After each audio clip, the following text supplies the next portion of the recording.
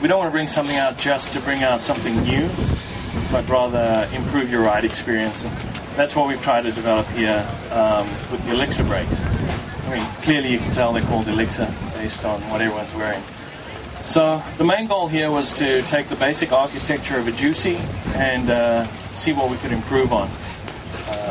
Bikes are obviously getting lighter, so weight was a concern, but the primary goal here was ride quality. And I can't stress that enough, that how much we were looking at ride quality and the way the power comes on. It's super easy to make a powerful brake. The sort of black science of it is really making it usable. So what we have here is a ground-up redesign on the master cylinder.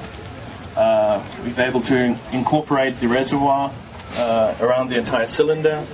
We have a tapered bore cylinder internally that closes the system off in a whole new way. So you don't have a traditional timing port, but rather you drive an O-ring at the end of the pushrod assembly into a tapered bore. And, you know, one-on-one I can go through that in more detail with you, because we'll bore you to tears otherwise. But it's super exciting, and it truly is an all-new way to close this hydraulic system.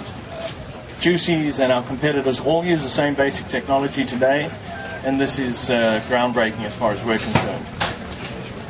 In addition to that, we've made some small changes to the pivot location, but we're super happy with the way Juicy's travel in terms of the lever, travel towards the handlebar, pivot location. So we've kept that basic architecture and installed the new technology where it was appropriate. We've gone to larger pistons in the caliper, so that increases the power. It sits about halfway between a Juicy and a Code for any given rotor size, to give you an idea of where the power is. But it's a lot more controllable. By changing that pivot location, the power comes on a little less aggressive at the beginning, and as you get deeper into the stroke, we have what we call deep stroke modulation, which is fun to say, and it really changes the way you ride. You know, when you're more on the power, you can really sort of feel the wheels starting to strain, or maybe want to break away and you can back off or increase the power depending on what you're trying to achieve. Value, not just from a style standpoint with the carbon blade as well. Ride quality is a little different. Paul, tell us a little bit about that cool rotor that we see there.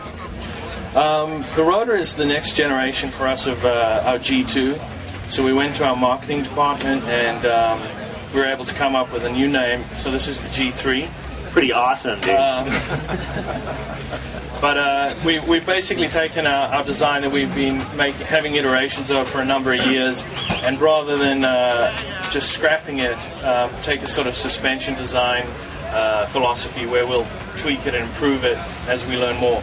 So we knocked about 10, 12 grams out of the weight of the rotor. The rotor runs a little bit smoother, especially when you're on the power and the rotor's passing through the pads. You don't get quite as much feedback. Runs smoother and a little bit lighter. That looks great. I noticed too that this looks like it's pretty easy to get the pads in and out now.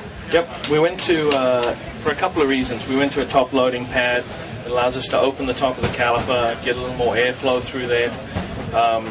It also allows you to see if you've got a sticky piston, if the rotor's well centered, and much easier to replace the pads.